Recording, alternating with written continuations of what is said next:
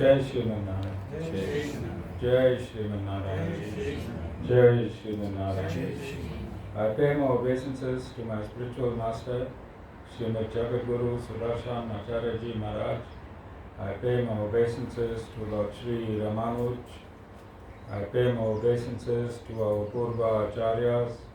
I pay my obeisances to the 12 Alvars. I pay my obeisances to Mother Lakshmi, and I pay my obeisances to Lord Sriman Narayan. I welcome all of you here physically at the Sri Narayan Dham in Durban, South Africa. I welcome those that's watching this discourse locally, nationally and internationally.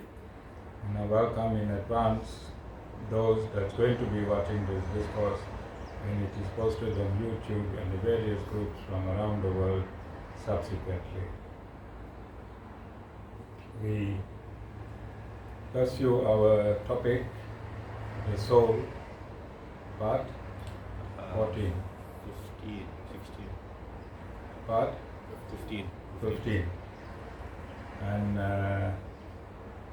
in the pursuance of this topic, I think which is the most important topic in the life of a human being, I have traveled to various subtopics, and today I'm going to come back within the context of the soul to move on in this explanation in a coherent and logical manner, so that we finally come to grips with our real identity, and that is the function of a bona fide spiritual master hailing from one of the four authorized sampradayas. So, in describing the soul,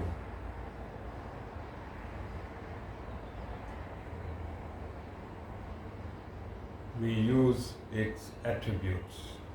One of the attributes of the soul is knowledge, and another attribute is bliss.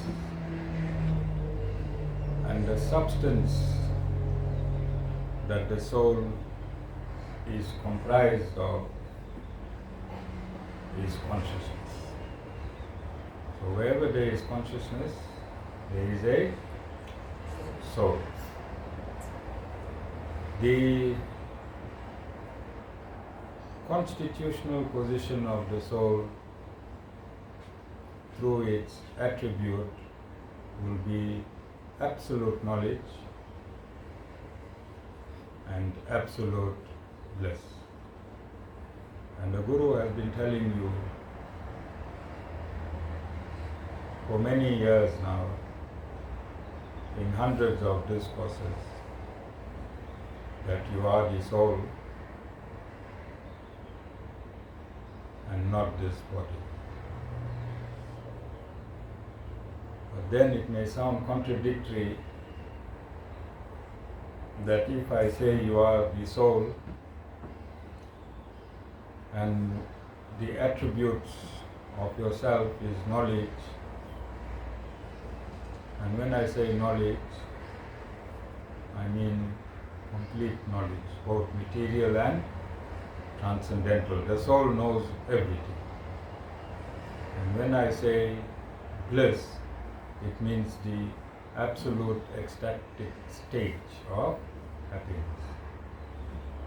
Then you will counter and state that you do not experience total knowledge, you are veiled by ignorance, and you hardly ever experience the blissful states. Yes? Then I need to explain to you practically why this is so. So you are wearing a body made of 5 elements. Yes? Are you wearing a body made of 5 elements? Space, air, light, water, and earth. Are you wearing a body of these 5 elements? Then, within this body, you're wearing a subtle body. This is your gross body.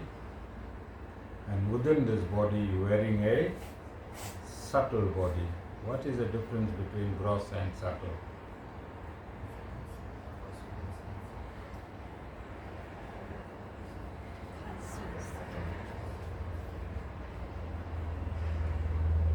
Vasan? Gross you can see physically. And Subtle you feel. can't. If I give you a kanpati, it is gross. You can feel it. Maybe kanpati simply translated to English from whatever language that kanpati comes from. It means a sounder.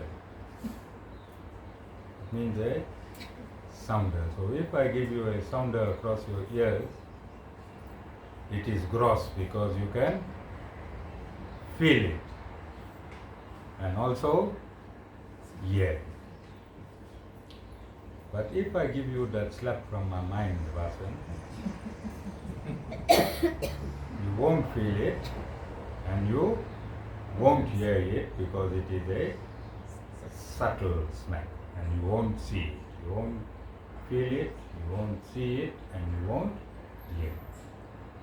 And you won't experience it. So this subtle body cannot be seen or heard that exists inside this gross body, which comprises of the mind, the intellect and the ego. Mind, intellect and the ego. And the ego is the part of you that when it comes into contact with the soul, the ego is that substance, subtle substance, that when it becomes in contact with the soul, like you have levers, and when these levers come into contact with an electrical point, there is a transformation. Similarly, when this ego comes into contact, direct contact with the soul, then it changes the identity of the soul. When this ego, which is one of your subtle bodies, come into contact with the soul, it changes the identity of the soul.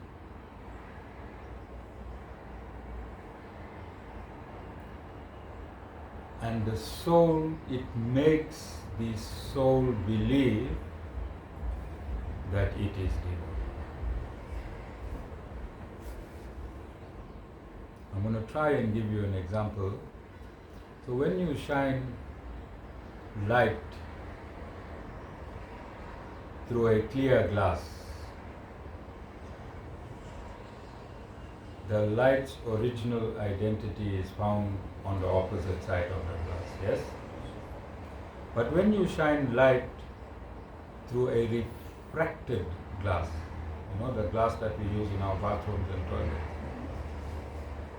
then what is the outcome of the light on the other end of the glass? The identity is changed, yes or no? Yes. Because now it is opaque. But when you shine in the glass, the light through clear glass, his identity is still found on the other side. So this glass changes the identity of the light. Similarly, this ego changes the identity of the soul. Again, as soon as the ego is engaged, as soon as contact is made with the soul, the ego has been designed. The ego has been designed that when it comes into contact with the soul must lose its identity and its attributes. It has been deliberately designed by the Supreme Lord. It has been deliberately designed by the Supreme Lord that when this ego encases the soul and comes into contact with the soul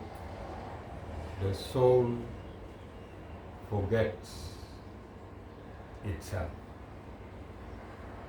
The soul forgets itself and it believes it is now this gross body. It believes it is now this gross body. Like a battery in a car. A battery in a car,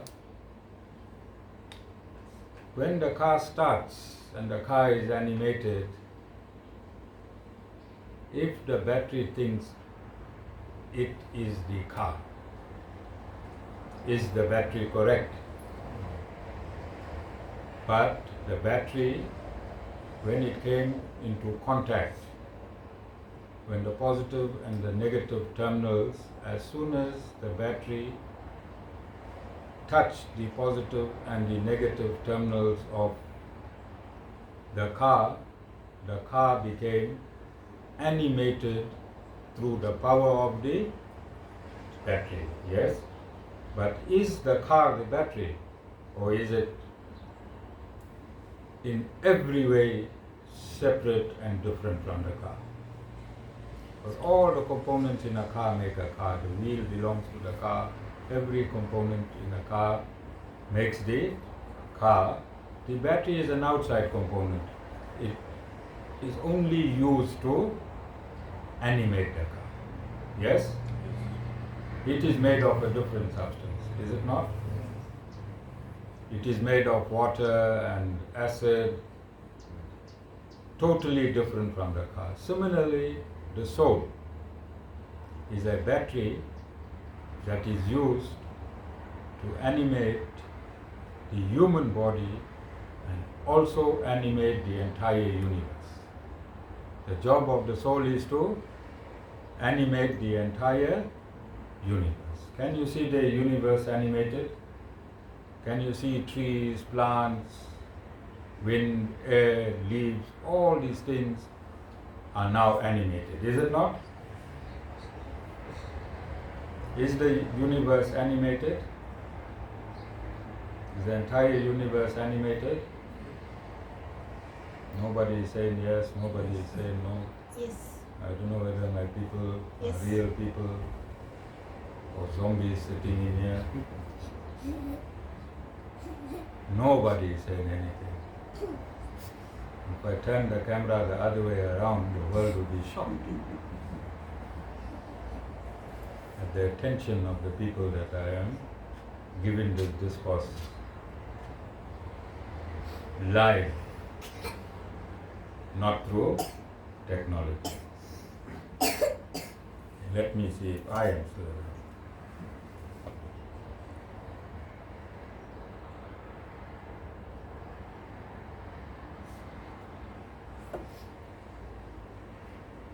So I have also stated that this soul is eternal. Stated that the soul has no birth date and no death date. It is a battery that is transferred from one vehicle to another vehicle. There are 8.4 million models of vehicles, and the same battery is used in all the different models. So you can do your own test. Those that are sleeping in this ashram and those that are listening on social media, you can do your own test. So when, whatever your age is,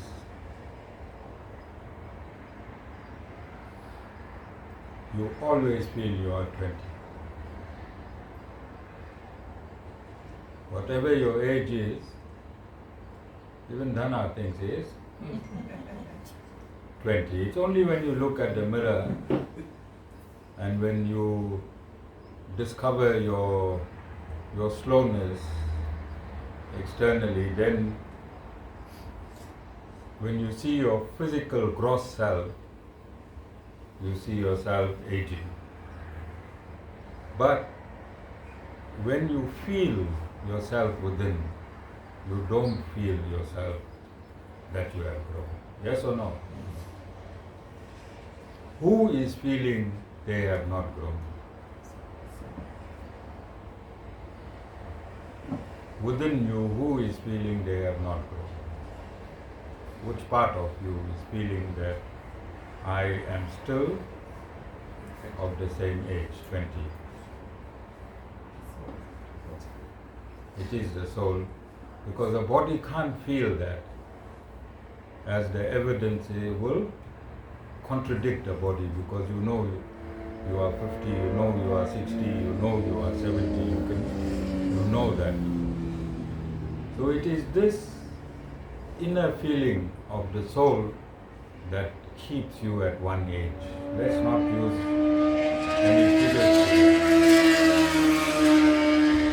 Every year on your birthday, within you, do you ever feel you have grown older? You don't. Yes? You don't. After 10 years, you have your 50th birthday, and when you have your 60th birthday, would you ever feel you are gone past a decade more? You don't. It's because the soul does not grow. The soul is eternal, and whatever is eternal does not grow. So one may ask,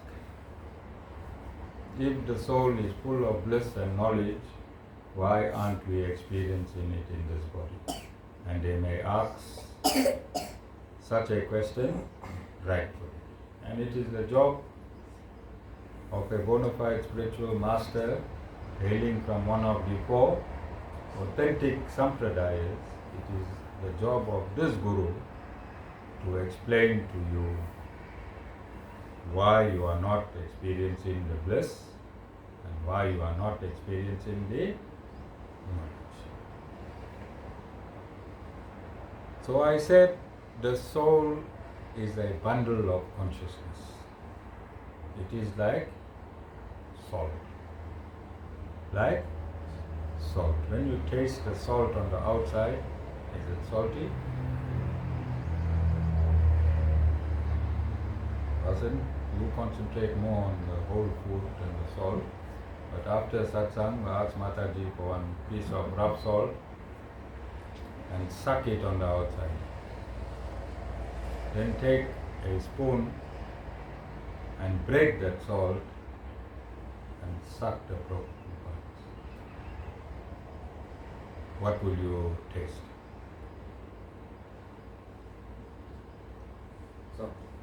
Salt externally, salt internally. Yes?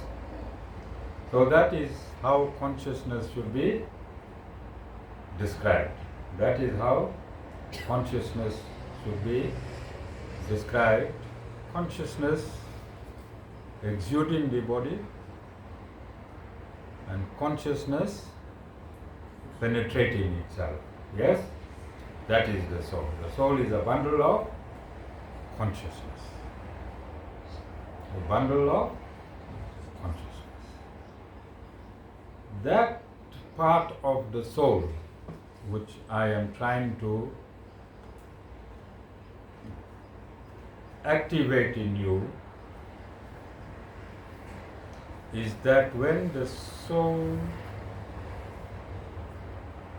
enters the depths of itself, when the soul enters the depths of itself, is called substantive. And when the soul reacts to external stimuli, it's called attributive consciousness. That is an attribute of the soul. The soul can be found in these two modes: substantive consciousness and attributive consciousness. So the attributive consciousness will be found outside or on the surface of the soul, yes? This consciousness dictates who you are today. The attributive consciousness dictates who you are today. So your destiny and your status as a human body today is programmed in the attributive consciousness. It is here where all your good and bad deeds reside. The good and bad deeds, like magnetic filings, accrue on your attributive consciousness. And your good and bad deeds are in a subtle form, so you cannot see it, but it becomes the destiny of your very being. It becomes the destiny of your very being. You are determined in this lifetime for what you have performed in past lifetimes. Not necessarily mean the one lifetime before, but previous lifetimes. In this lifetime,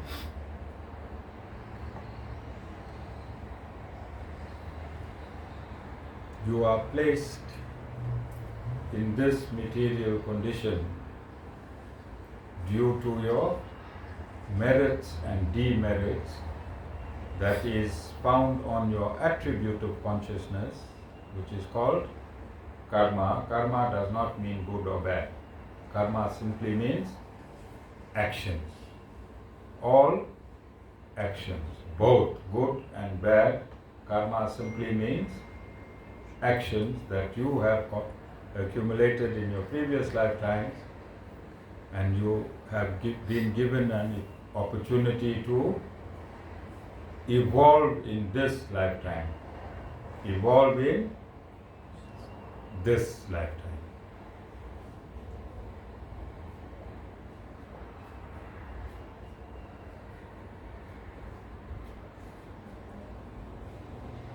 Do you think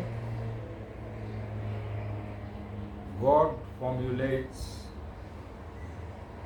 a particular body for you specifically at your birth, or do you think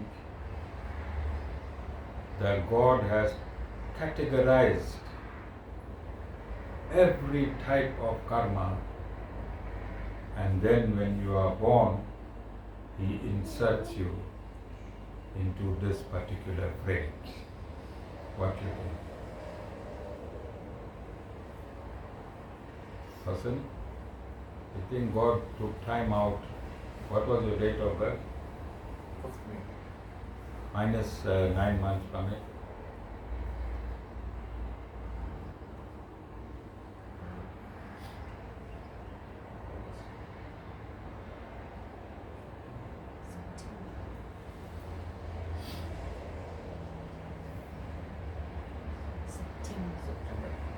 September. You think mom and dad was observing Purtasi?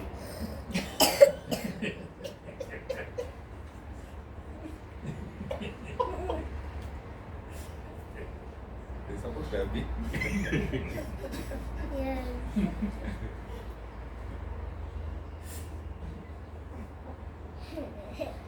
Why are you smiling?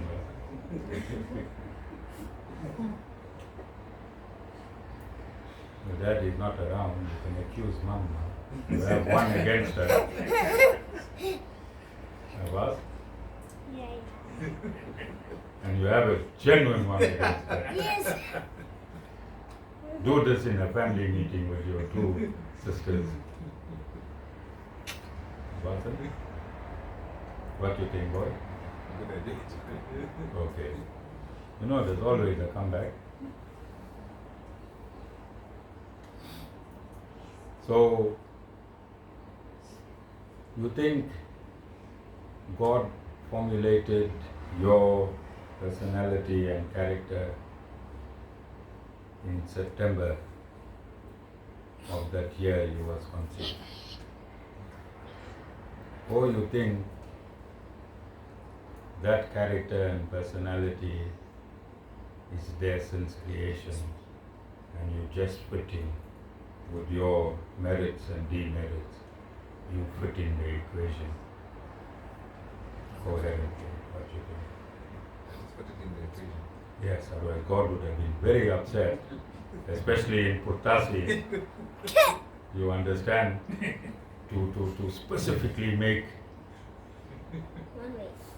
a category for you to live in. Yes? So I think that answers it in all its dimensions. That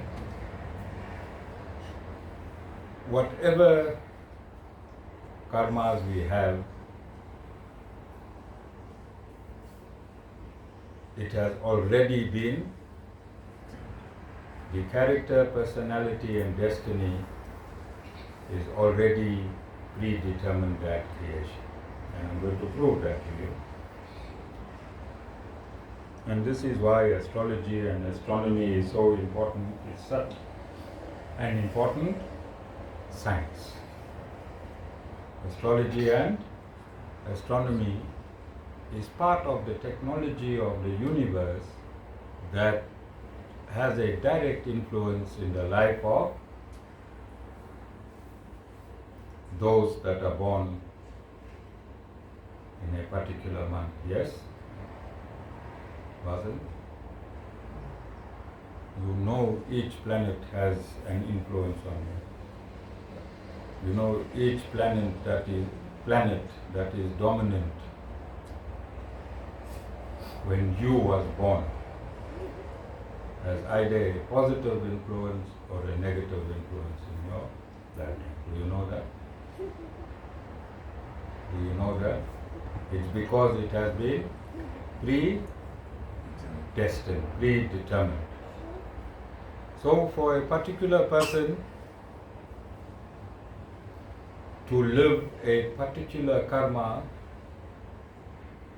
you are suspended in the house of Yamraj and you are released. Well, Vasan was released during a transgression in his religion.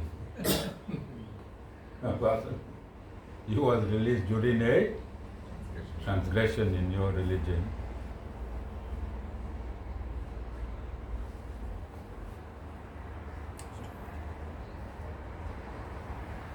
That experiencing of that proportion of karma in your lifetime is already predetermined. That is why you were born well, I don't want any other people to transgress, but although his parents transgressed, he was born on the same date as our Adi Guru, Lord Sri Ramanuj. On the same date as Lord Sri Ramanuj. And those that are born on that date are known to be of auspicious attributes, are known to have auspicious attributes because Lord Sri Ramanuj was born on that date and that timing because he had auspicious attributes and he is the Adi Guru of the entire Sanatana Dharma. He is the Adi Guru of the entire Sanatana Dharma. Every sect, every human, every culture in Sanatana Dharma, Lord Sri Ramanuj is the Adi Guru. And this is why I get upset when riffraffs want to use the name Ramanuja. You think I'm entitled to get upset when riffraffs use the name Ramanuja and try to promote the purest knowledge in Sanatana Dharma?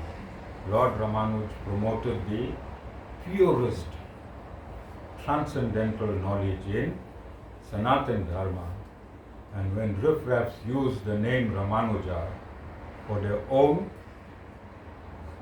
it is well known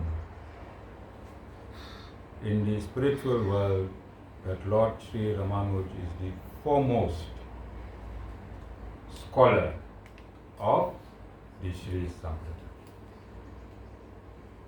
And if any riffraff associates themselves with Ramanuj, they will get free publicity. You understand? Free publicity to create their fake narratives that they are currently pursuing.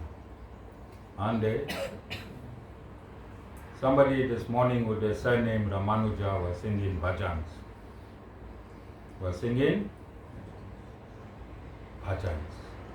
And that was the highest of one of my devotees, former devotees, to promote this personality. Although I'm telling this former devotee, I'm giving this former devotee evidence every week that you are in a fraudulent organization. I'm trying to save her soul because she will one day have to answer when the real Guru taught you the real way. You left the real way and you are part of promoting the unreal way.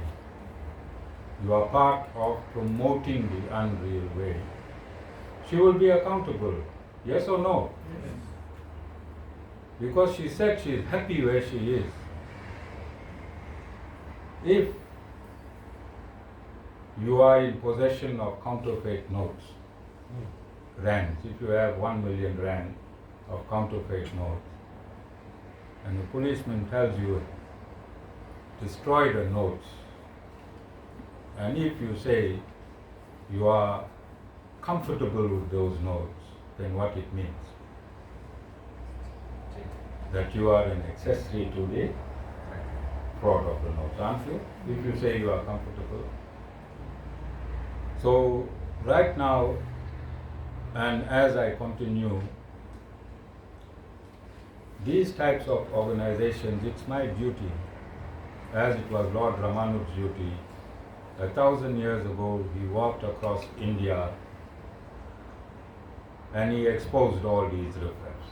For 20 years, he walked across India with the Brahma Sutra,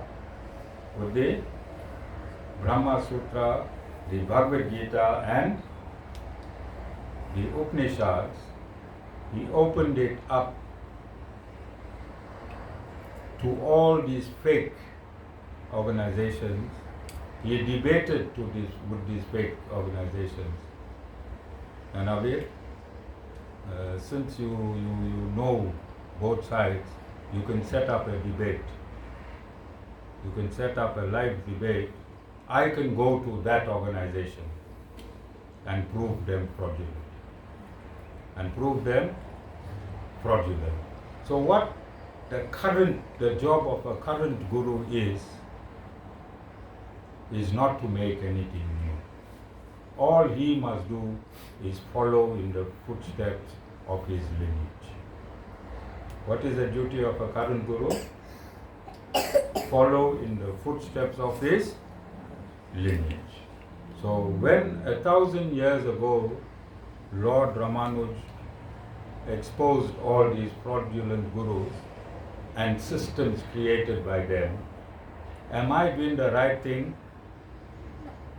in this current time to expose these fake gurus and their fake systems? Am I within my authorized path?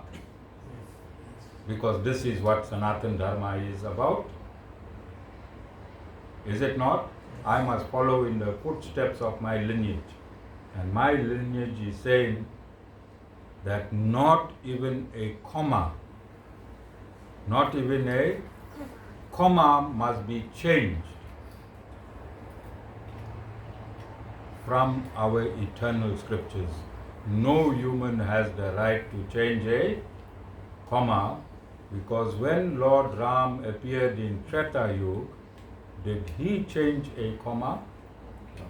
He lived within the parameters of the eternal scriptures. When Lord Krishna appeared in Dwapara Yuga, did he change a comma? What he said in the Bhagavad Gita.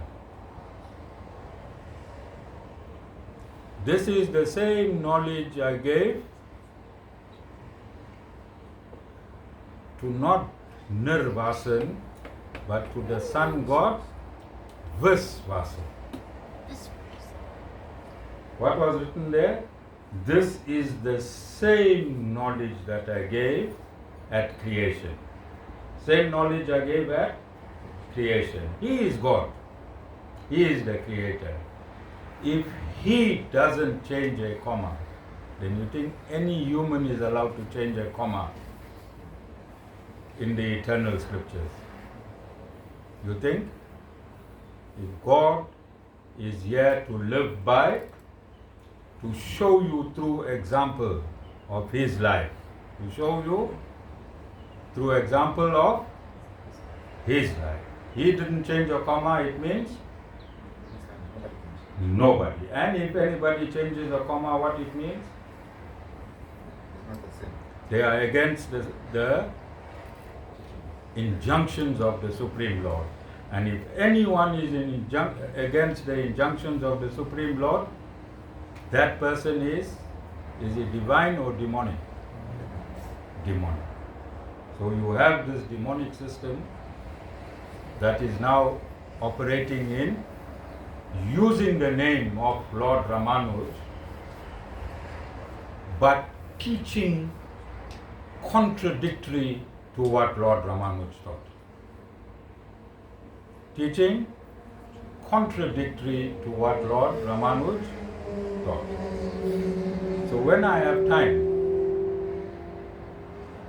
I'm going to take each of his teachings. I'm going to take each of his teachings and run a dual screen.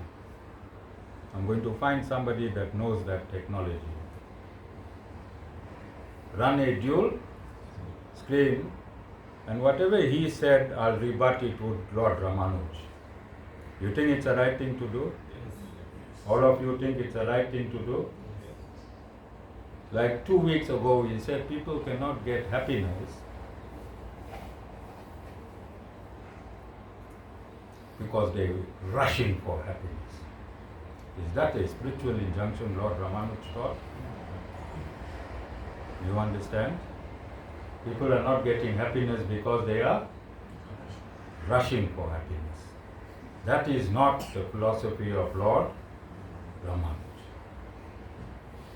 Not the philosophy of Lord Ramanuj.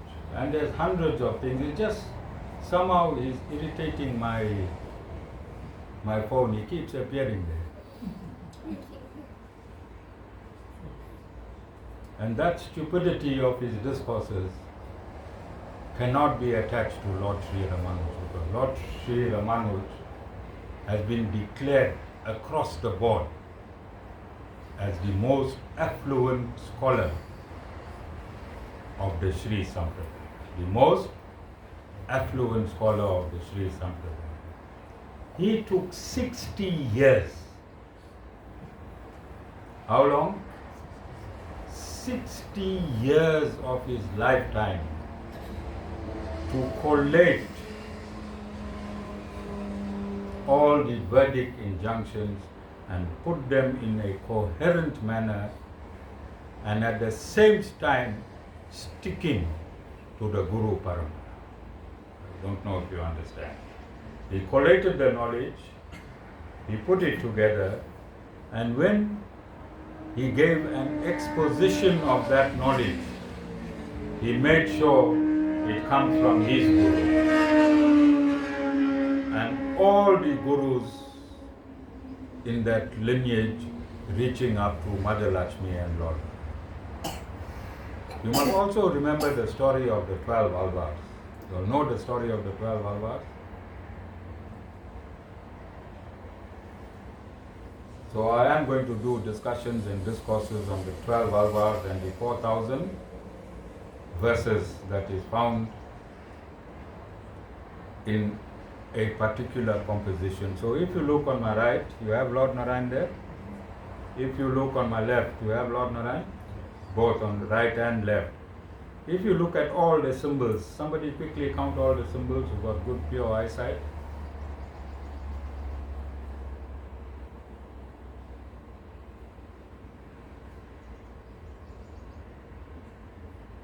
You can count the symbols.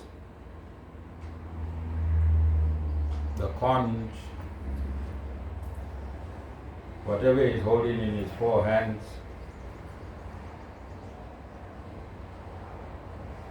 his necklace. So there should be 12 symbols on Lord Narayan. How many? These symbols live with him in the spiritual world. Vasil, if you want to, when you are liberated, and if you want to become one of the symbols of the Lord, then you can become his crown, or the mace, or the lotus in your spiritual form. And I'll prove it to you just now. Alright? When you are in the transcendental world, in the spiritual world, then for you to serve the God, the Supreme Lord, you can become one of the symbols. These 12 symbols, each of them personified took their birth on this planet Earth. From the end of Dwapara Yuga, from the end of just over 5,000 years ago, 2 of them took the birth, and coming up to about the year 700 or 800. These 12 symbols personified took their birth on planet Earth, mostly in South India, and they gave beautiful verses describing the Supreme Lord. They gave absolutely beautiful verses describing the Supreme Lord. How many in total? 4,000. 4,000 verses. And Lord Ramanuj drowned himself in the ecstasy of these 4,000 verses. Drowned himself in the ecstasy of these 4,000 verses.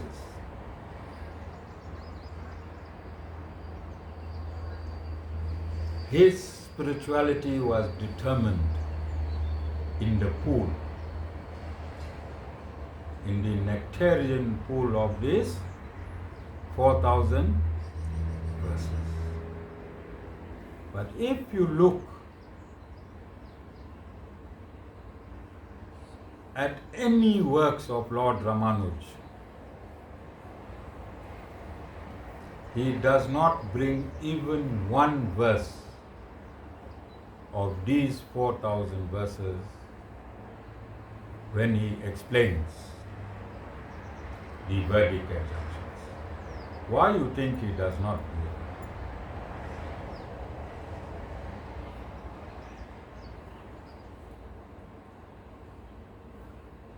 Because no one is authorized to change one comma in the eternal law. No one, not even Lord Sri Ramanuj, whose reservoir of spirituality was the 12 alvas. He doesn't mention them in any of his explanations of this eternal law because it is not authorized to do so.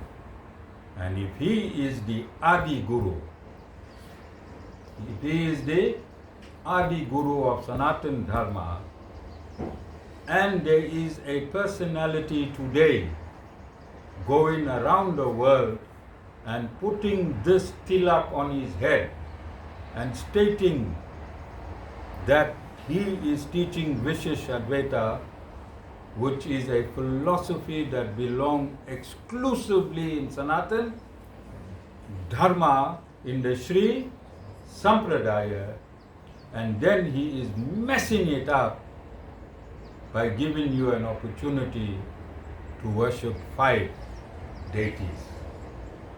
When this philosophy says there is only one worshipable deity, and that is Lord Sriman Narayan, then what are you doing to that hard work of Lord Sri Ramanuj, which he undertook 60 years of his life to give to us as the nectar of our spiritual thirst? What should we do with this personality? We should expose him. We should expose him. He didn't need to brand himself with our brand. You agree? If he is so good and such a great soul that this former devotee of mine said his voice is the voice of the whole 3 worlds. Voice of the whole 3 worlds. Why did he steal? To make himself relevant, why did he have to steal from the Sri Sampradaya? So I had this discussion in 2018 when I went to Chinnajaya Swami's ashram.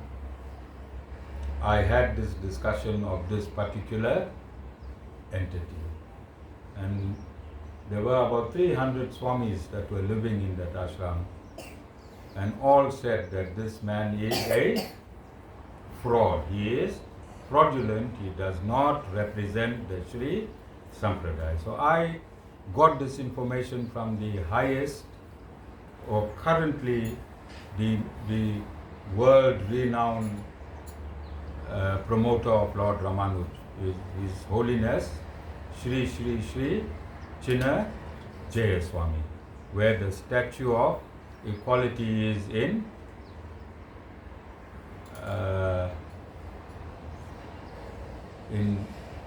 I'm forgetting the name now, in Haryana, in South India, okay, where I visited. You'll see me chiseling part of the statues that today has become a world tourist site. So I'm spending every week, for the viewers, I'm spending a lot of time on this because it is absolute blasphemy. This is what has happened around in the world over. And this is why the world is in ignorance. Because these fake people have taken teachings and is messing the consciousness of the Sri Sampradaya. Is it not? Every time if somebody has a problem in a particular, it's like politics. From ANC you had COPE, from COPE you had EFF, now you got MK, the breakaway of a breakaway of a breakaway of a breakaway. Should this be allowed in something that is eternal? If something is eternal, can it break away? It can't. It has to retain its status quo. It's only in human institutions you can do that. In political institutions you can do that. But you can't do that to the eternal law. You can never do that to the eternal law. And how do we know this? We know this because when God takes part in this eternal law, He does not move a comma. He does not move a comma. Vasan, please go home. I want to know that September story. Phone me later tonight. Okay? Vasan, I don't know why I'm remembering it. Okay? So all those that are Tamil in this world,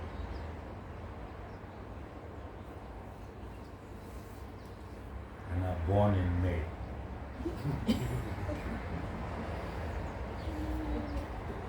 You see a problem? You see a problem? Dana? All that are Tamil, born in May, means their parents weren't asking for Uttasi. Is it direct evidence? Yes. Who is the direct evidence? Vasan and all those that are born in May. Well, not whole of May, we have to be. We have to work out the dates of Uttasi. Alright? So Guru is sharp, Vasan? Don't you think? You think anyone in the world thought of this? No. Okay?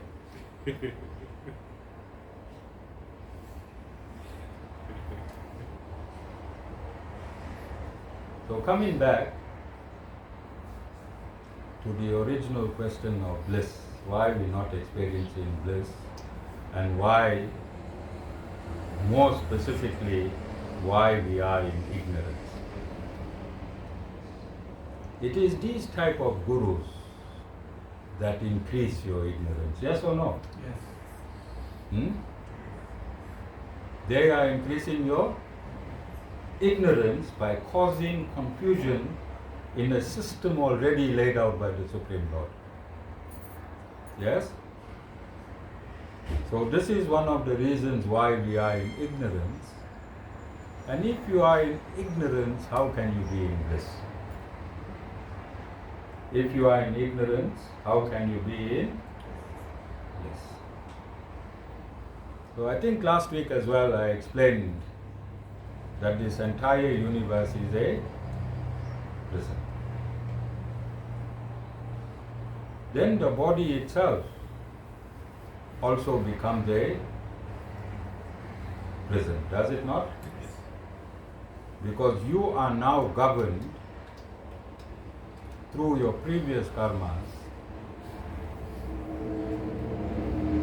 and everything you do, you think you are the doer. But in reality, whatever you are doing is done through your karmas. Your karma has been computed in the universe through the luminaries. Which are the luminaries? The sun, the moon, the planets. Are they the luminaries? Are they the satellite? Are they the satellite? Do they have your information encoded in them. Do they know Nurvasan Pillai? Does Mars know Nurvasan Pillai? Does Jupiter know Nurvasan Pillai? Doesn't? Does Venus know Nurvasan Pillai? Yes. You are in that category of karma that is controlled by them. You are in that category of karma that is controlled by them. So if you go with your exact name, anyone can try it of any religion. Anyone can try it of any religion. If you go with your exact name, date and time of birth, you don't have to go with the name, date and time of birth, to an astrologer.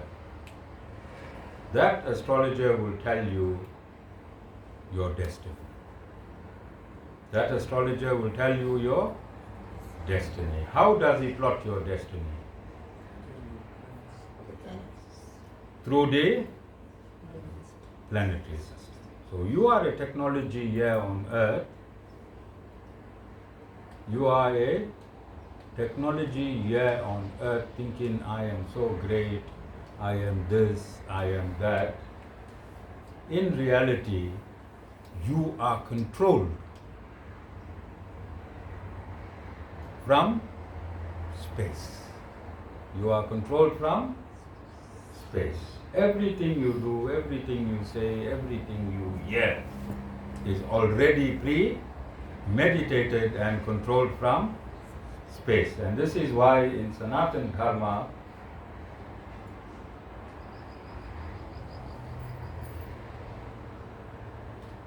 you are told to do the Nava Graha worship. You have heard of the Nava Graha worship? And sometimes on Saturdays they ask you to circumambulate temples and trees. There's a science behind it. There is a science behind it. Where you take your strings, you tie it around tree trunks, you walk around temples. That ritual, if it is just done for doing the ritual and thinking everything will be alright, will never be alright unless you connect to the science behind it. And the science behind the Navagraha and going around the temple is to ask these higher powers that control you and your destiny for forgiveness. For forgiveness, so that they may not hold you to the maximum. They may not hold you to their maximum. They have a leverage. They have a maximum and a minimum in which they can control your destiny. Destiny is destiny, but they can soften the impact of your destiny, not annihilate it. Do you understand? You understand? So if it is for you to be unemployed for 10 months, and if you go and do this, then you can be unemployed for 9 months. You can be unemployed for 9 months. They soften their pull on your destiny. Do you understand? But they have no capacity to change it. Only Guru has capacity to change your destiny. Only Guru has capacity to change your destiny, and the Guru himself also gets his powers from one of these planets. Which planet you think the Guru gets his powers from?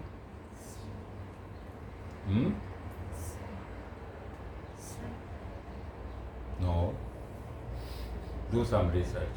You all are very lazy. You'll sleep in my satsang. From next week, I'm to have one camera also for turn on the other end. I want the world to see you. Right? One camera, yeah. So as I'm discussing, on one frame, on another frame, they can see my wide awake, fast asleep devotees.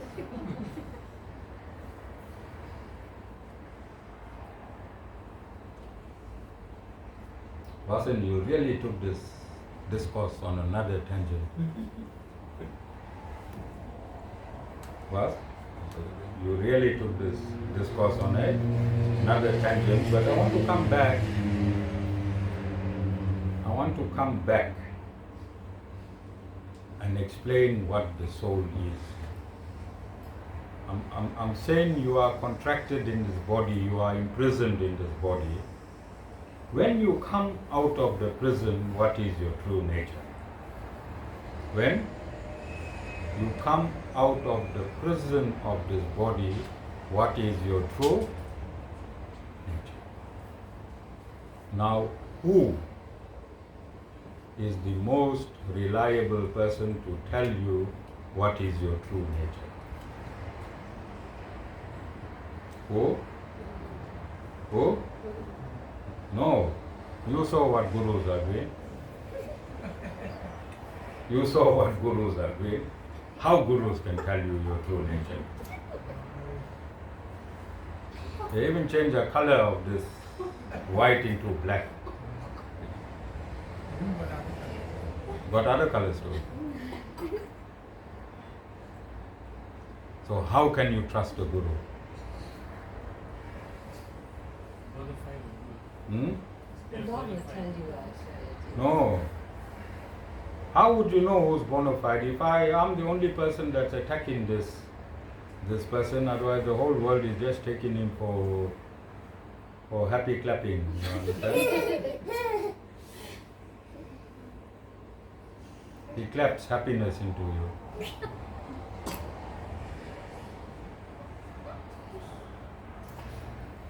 And I'm thinking of Kanpati.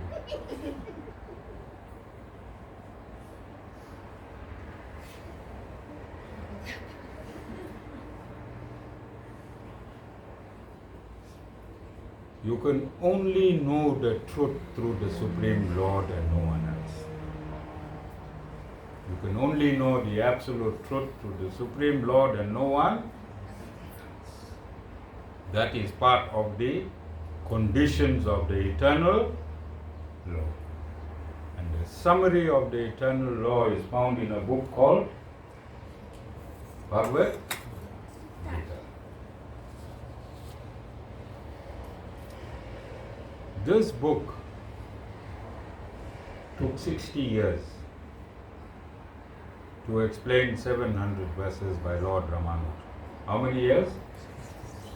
60 years. My whole lifetime. My entire lifetime. And it should not his name and his sacrifice in explaining to humanity the absolute truth should not be taken in vain by anyone. You all agree with me? Yes. You all agree? Even the tilak that we are using on our head, he went and found it in another country. Even the tilak, the ingredients of the tilak, Nedin, tilak means the white dot. Even the ingredients, he went and found it, and 1,000 years later we still importing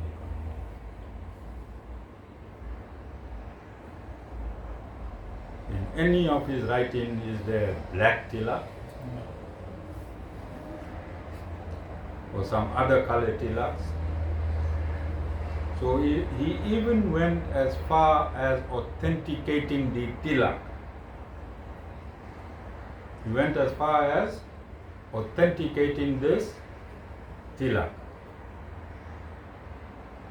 which shows the absoluteness of this philosophy, does it not? And should it be taken in vain? And should we just allow people to scramble these teachings? Tivashni, I'll send you in all these places when this fraudster comes, and I want you to attack him. Tivashni. I see you got strength now.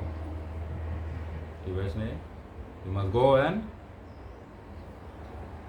whack him. Tivashni said, whack him.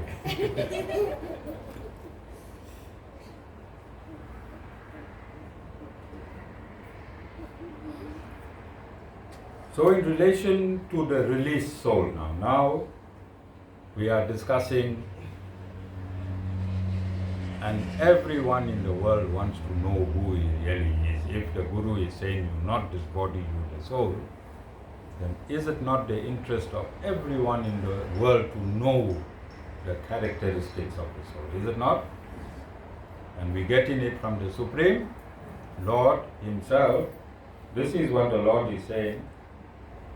Everywhere are its hand and feet, semicolon, its eyes, comma, heads and mouths are everywhere.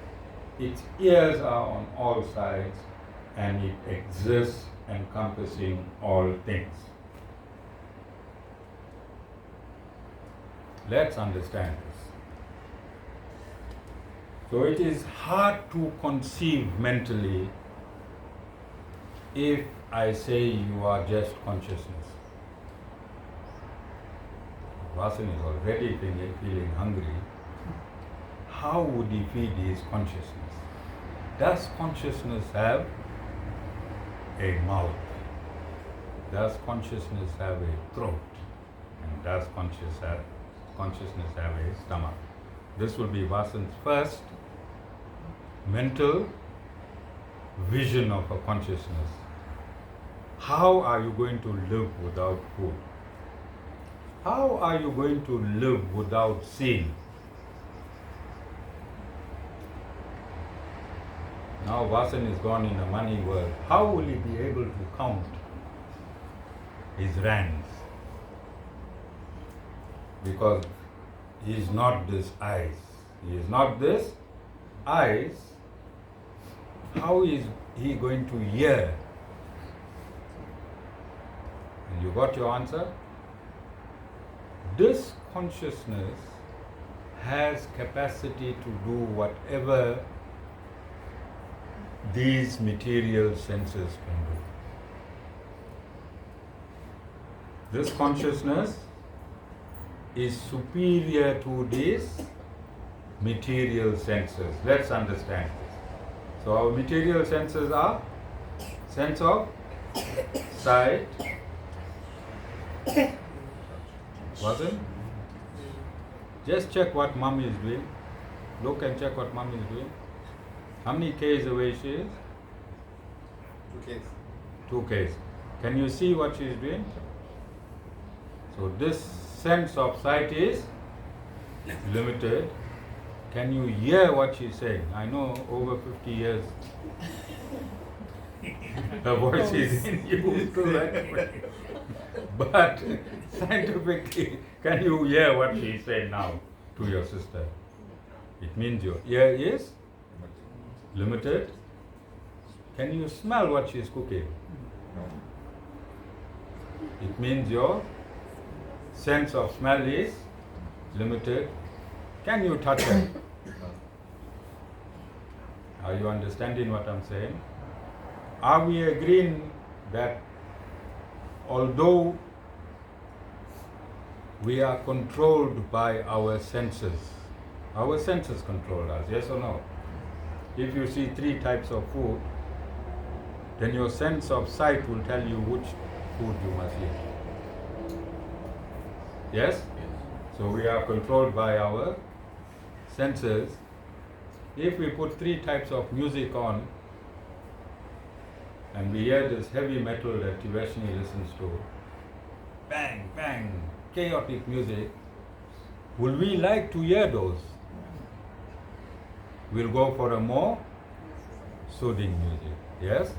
But Tivashni's age group will like anything dropping anywhere, that's music for them.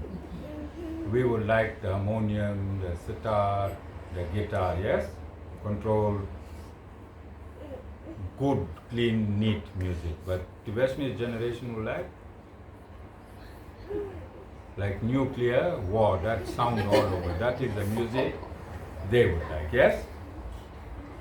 So our senses determine, not everybody would like the same thing, and our own senses determine our next action. Yes? True? So these senses belong to the body, it does not belong to the soul. And I'm trying to tell you that these are limited senses that is taking unlimited time in our lives. Because from the time you are born and until you are died, these senses dictate everything. These senses tell the mind what's to be done and what's not to be done. Yes? Then the mind tells the brain, and the brain reacts to these senses. Yes or no? Now the Lord is saying who you really are. And I'm going to read it again. Everywhere are its hand and feet. Everywhere are its hand and feet. And we're discussing this symbolically because hand and feet is physical. Now we're talking about the soul, and I said the soul is a bundle of consciousness. The word everywhere will relate to where? Entire universe. Entire universe, because the Lord is using the word everywhere. So if your hands and feet are everywhere, you as a soul, where are you? You understand? Now imagine being constrained in this robotic body and being programmed by the senses to be in a small space at a time.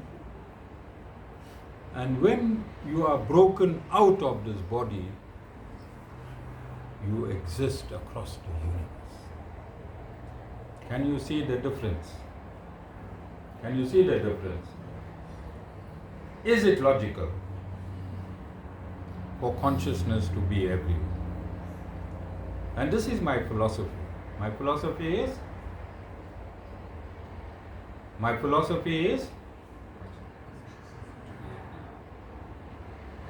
Pastor, you sat in a 2-hour interview with me.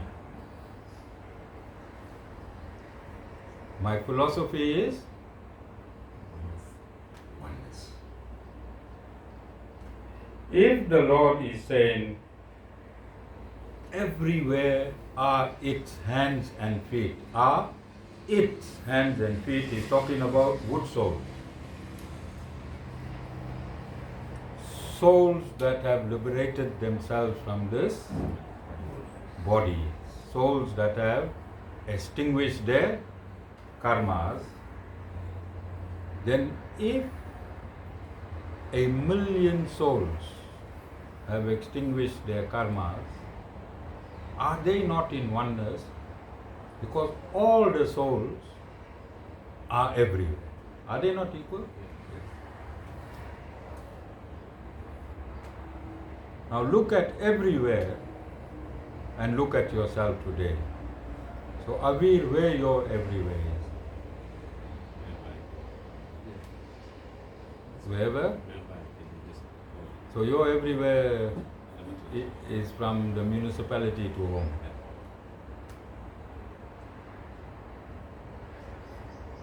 Then compare that. How many Ks from your house? 15 Ks. Well, Vasan is smiling because he's everywhere now in Kimberley. Vasan, tell him how many Ks you're everywhere.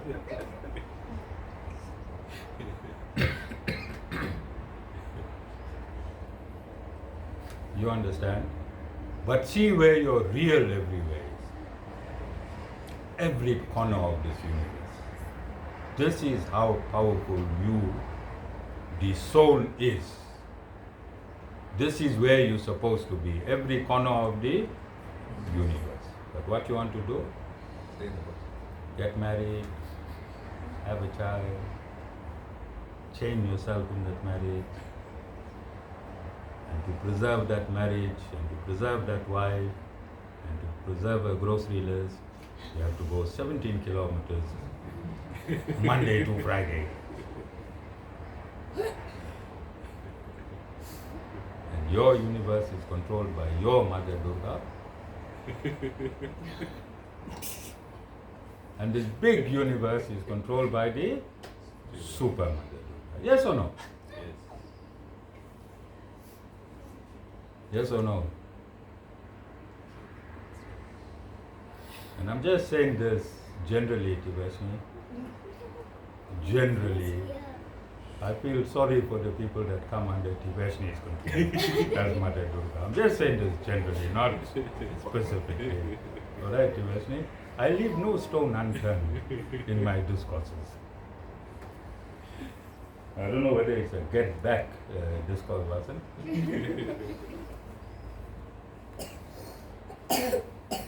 So, the Lord is saying that a soul, the Lord is saying that a soul can be everywhere. You can see, if you are everywhere, then your eyes, your spiritual eyes, can see everything. You can hear, see, feel, and enjoy through any organ. Through any organ that you formulate for yourself. Because the soul has the capacity to create any body, spiritual body that it wants. What will you create, Vas?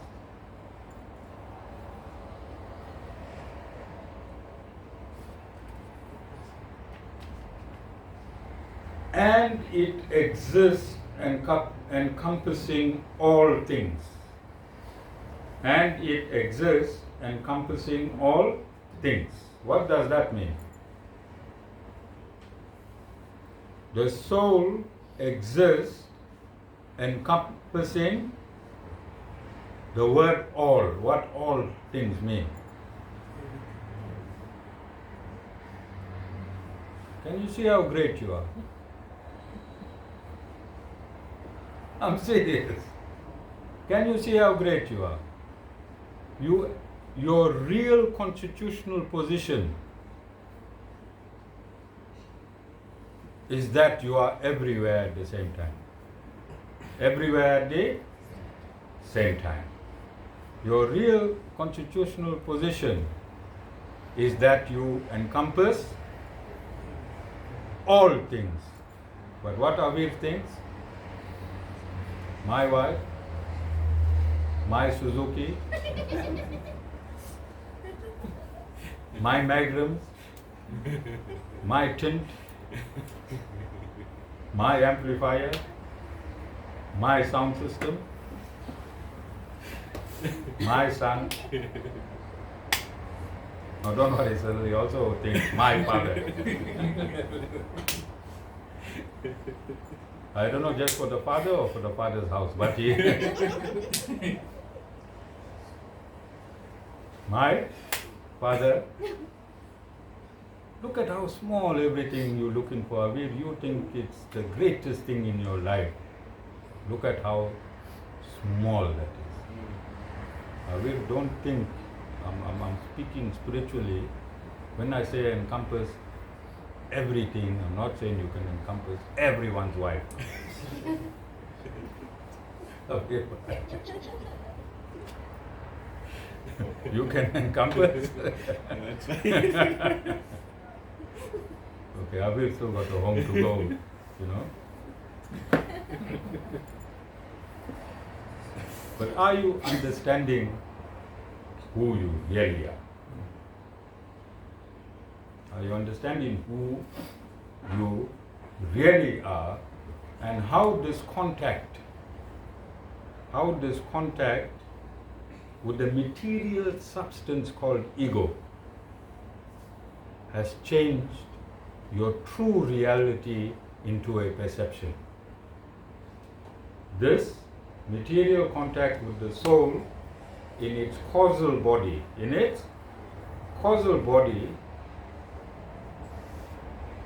has changed the reality of you being everything into you being this one particular body. Are you understanding? And I said this ego is deliberately formulated for you to forget your true identity and believe that in whichever body you are that entity. Who a snake believes a snake is? A snake, you understand? Because a snake is also covered with that substance called ego. And I said the terminology ego means identity. So when this identity which have 8.4 million subdivisions touches itself to you, the pure soul, you take on that identity. You take on that identity. It is the job of a bona fide Sat Guru. You'll hear the word Sat Guru. Only a Sat Guru can reverse your identity into a soul. Only a Sat Guru. And that is why we say Sat Guru. Sat Guru can reverse your identity back to a soul. Okay, let's see what else the Supreme Lord has to say. It is within and without all beings. Okay, I missed. So this is chapter 13, I read verse 13. Chapter 13, verse 13. Now chapter 13, I'm reading verse 14. Shining by the functions of the senses and yet devoid of the senses. Detached and yet supporting all. Devoid of the gunas and yet experiencing the gunas. Now to go to 15. It is within and without all beings. It is unmoving yet moving. It is so subtle that none can comprehend it. It is far away and yet it is very near. Let's try to understand this. So if you're a soul, if we have taken you out of this body,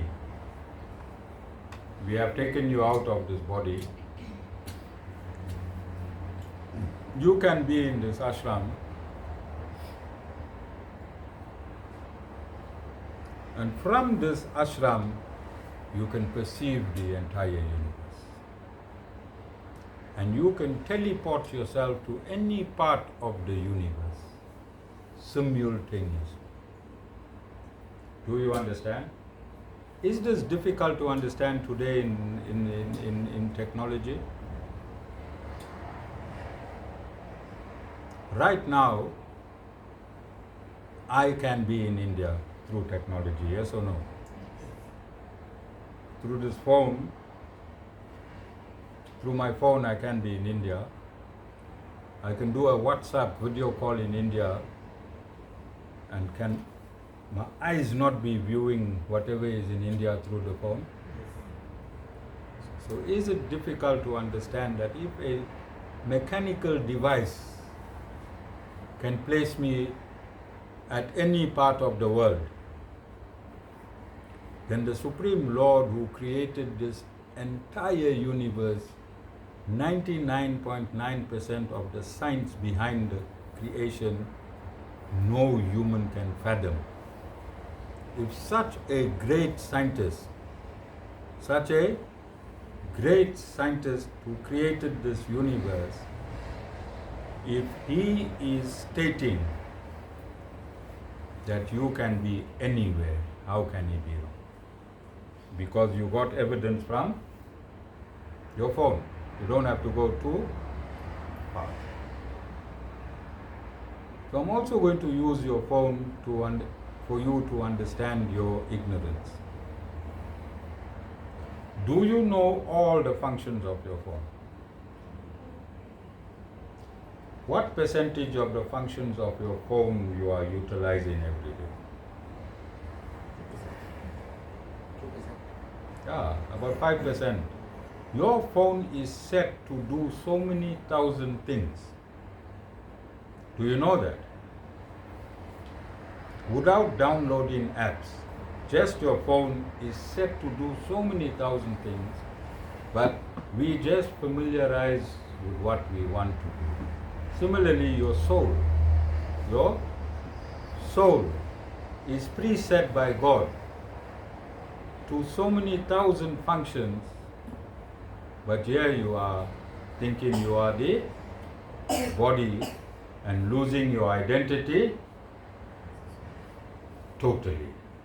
So when we say it is within and without all beings, what is the Lord talking about? What is it is within and without all beings? The consciousness of the soul is inside all beings, and it's also outside all beings. It is unmoving and yet moving. So if I am seated here, and if I need to teleport myself to any part of the universe, I can do that simultaneously. I can be here and I can be there. Is it a very hard concept to understand? Not hard, because now we have technology to explain. And lastly, undivided and yet remaining as if divided among beings. This self is to be known as the supporter of all elements. It devours them and causes generation. It devours them and causes generation. What support? What support of the elements? How you supporting the elements, Vasan?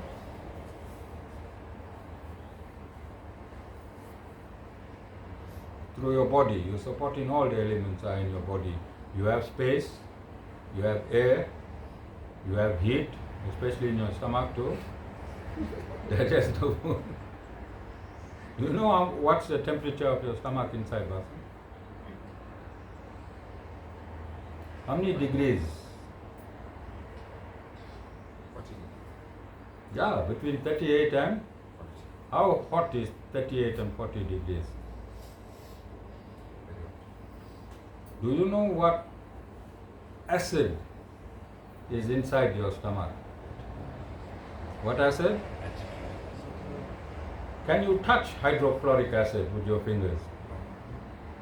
But yet it is there in your stomach. Yet it is there in your stomach, busy breaking down the food. That is why we ask you to eat, sorry Nadine, vegetables. So you give your stomach less, because a hydrochloric acid could quickly break down the vegetables. You know? When I was eating meat, I used to love the cartilage. How much of work you think my hydrochloric acid has to do? Watson? I should like to eat all those bony structures, even of chicken. I crush the bone. My dogs should be very, very upset. But I left not even a morsel for the dog. Okay? And cats. So I'm going to end this discourse by stating that these verses that I read is my philosophy. These verses that I read is my philosophy, and my philosophy is oneness. My mission is oneness. My mission is to show the world that we are all one, and the Supreme Lord Himself is stating we are all one. I'm taking the cue from the Supreme Lord to show that we are all one. So if we remove our bodies, and that is why the Supreme Lord is saying we are undivided. If all the consciousness is the same, where can you see a division in the consciousness? If you take 100 glass of water, if you take 100 glass of water and put it in a big dish, although each glass of water has, I'll give you an example, 100 molecules, when you mix the 100 molecules up, will you know? So the dish will have 1,000 molecules.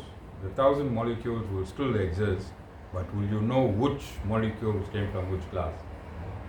So that is how I'm explaining the soul. When the soul is extricated from this body, then its consciousness merging with all the consciousness of all the souls who have been extricated from this body, will you be able to show a difference if they are all the same? Will you be able to say that is Vasan? Because Vasan, that name Vasan was given to this body. You understand? So there is no division in our true and pure spirit. We are all united.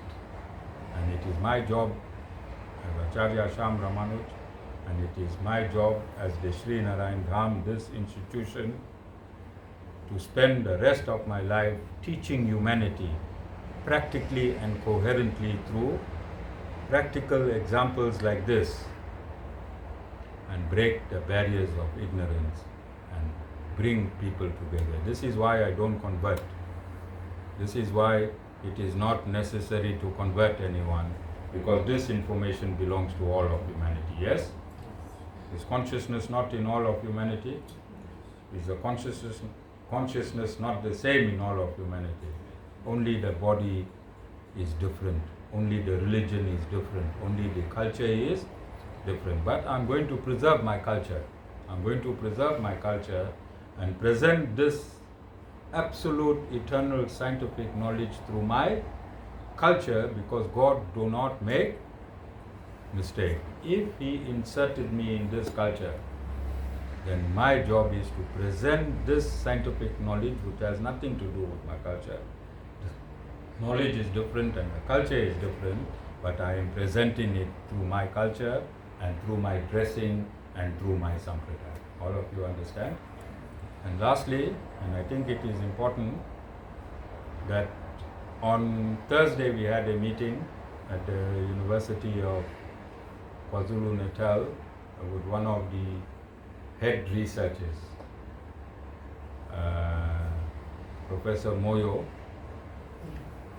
and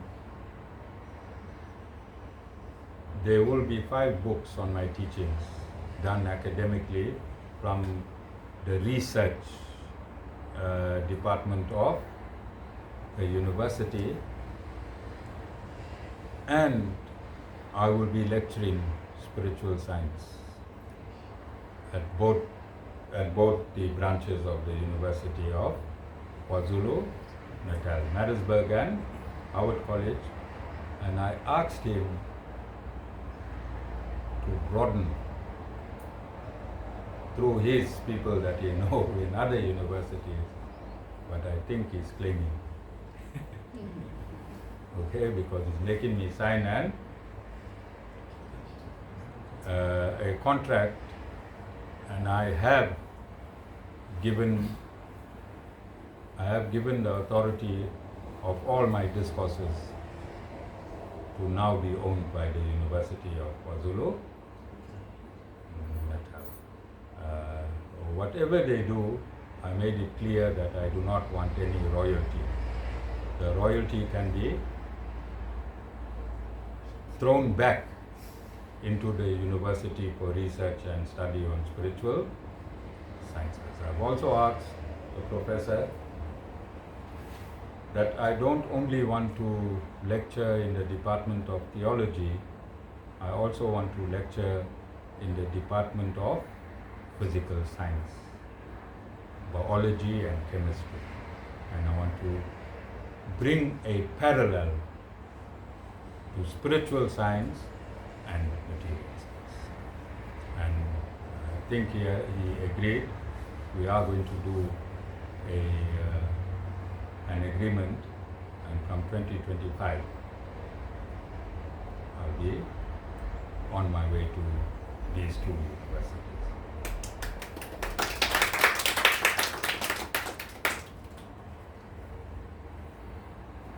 So I prophesied this about 6-7 years ago. It's also in the discourse.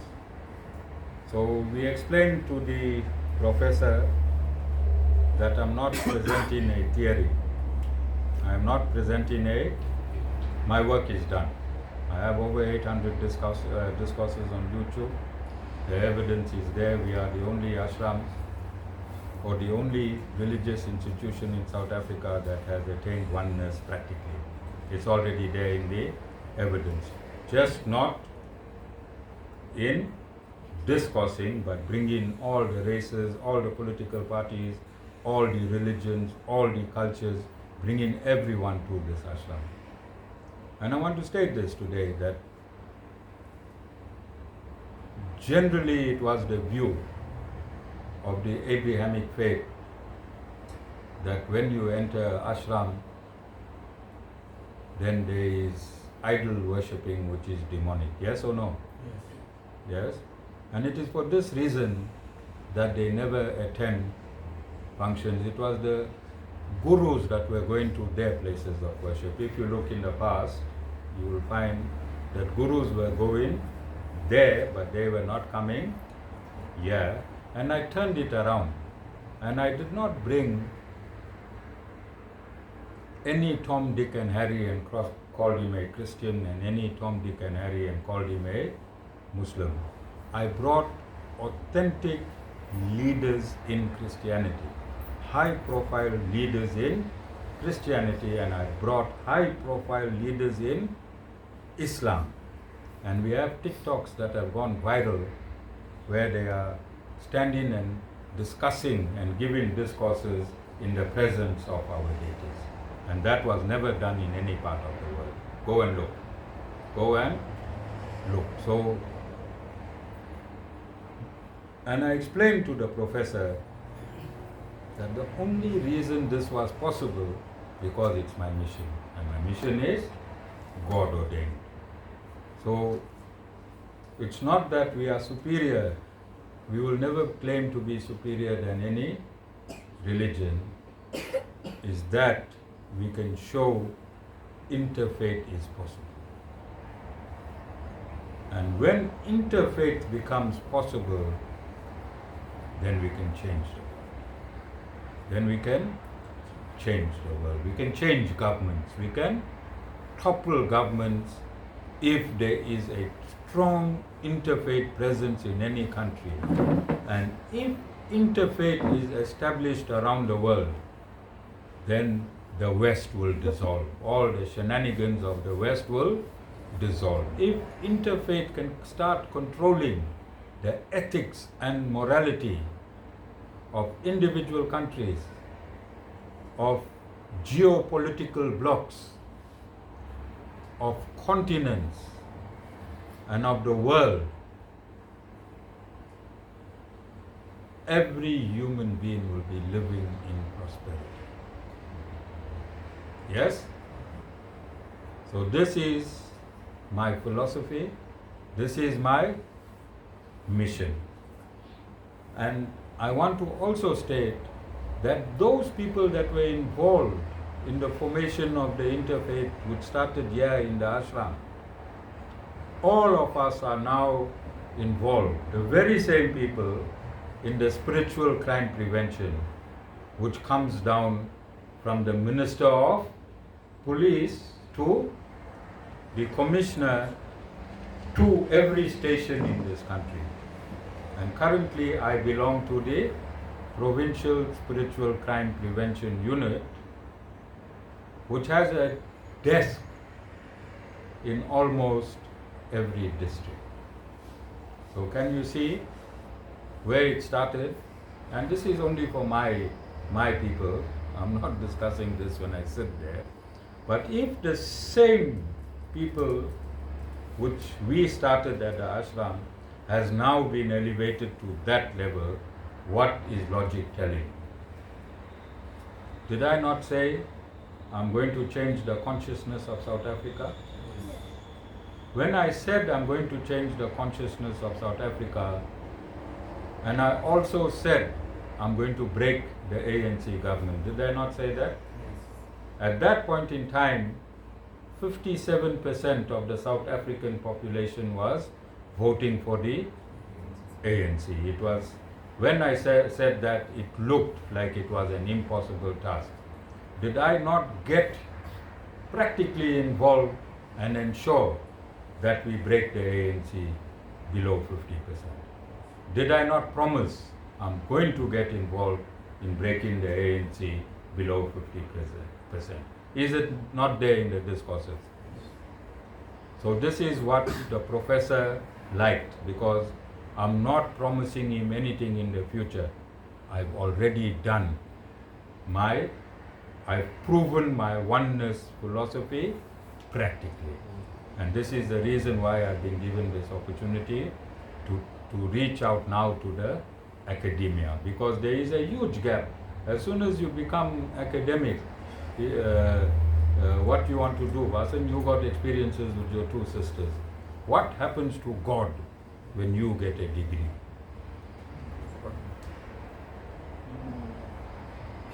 God becomes a non-entity. What happens to God when you get your doctorate? So, yes. So I am going there now. I'm going there. I'm going to mingle with the scientists and bring God to the scientists in a loving way. I'm also, Vasan, he said I must lecture to the researchers. So there is a department of researchers, and he wants me to lecture to the researchers of the university. And just for knowing the status quo of KwaZulu-Natal, KwaZulu-Natal University is the second rated number 2 in the world in terms of research. Oxford is number 1, KZN is number 2 in the world. That's its ranking. Okay? So we all have a lot of work to do, and this is why I don't want a whole lot of headaches entering this circle of ours. Alright? Come and learn from me and go promote illusions. How much of my energy get lost? On this particular person, I think almost a year of my time who's promoting an illusion now. 1 year of the Guru's life, if I have to quantify time-wise. So I rather take this energy of mine and now go out and teach wherever I am relevant and wherever I am going to be appreciated and given respect for my teachings. All of you agree? Yes. Okay, now I can hear Vasan's stomach. Both the subtle hearing and the gross hearing. And that's like a timer for me to end the discourse. Jai Shri Narayan.